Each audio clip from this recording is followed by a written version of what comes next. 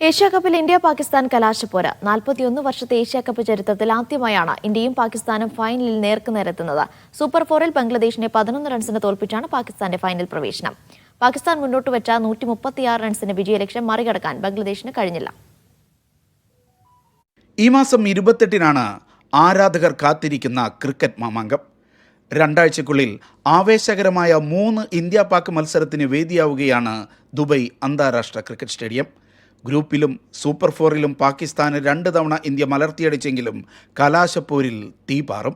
ഇന്നലെ നടന്ന Pak Bangladesh super four മത്സരത്തിൽ ടോസ് നേടിയ ബംഗ്ലാദേശ് പാകിസ്ഥാനെ ബാറ്റിംഗിന് അയച്ചു. ആദ്യ ഓവറിൽ തന്നെ ഓപ്പണർ സാഹിബ്സാദ ഫർഹാൻ പുറത്തായി. രണ്ടാം ഓവറിൽ സായി മയൂബും റിഷാദ് ഹുസൈന് പിടികൊടുത്തു. 49 റൺസിന് 5 വിക്കറ്റ് നഷ്ടപ്പെട്ട് തകർന്നടിഞ്ഞ പാക് നിരയെ പിന്നീട് കരകയറ്റിയത് വാലറ്റക്കാരാണ്. വിക്കറ്റ് കീപ്പർ മുഹമ്മദ് ഹാരിസും ഷഹീൻ അഫ്രീദിയും മുഹമ്മദ് നവാസും ചേർന്ന് 8 വിക്കറ്റ് നഷ്ടത്തിൽ 135 റൺസ് എന്ന ഭേദപ്പെട്ട സ്കോറിലേക്ക് ടീമിനെ എത്തിച്ചു. മറുപടി ബാറ്റിംഗിനിറങ്ങിയ ബംഗ്ലാദേശിനും കാര്യങ്ങൾ ശുഭകരമായിരുന്നില്ല. ആദ്യ ഓവറിൽ ആദ്യ വിക്കറ്റ് കൊഴിഞ്ഞു. 1 വിക്കറ്റ് നഷ്ടത്തിൽ 1 റൺസ്.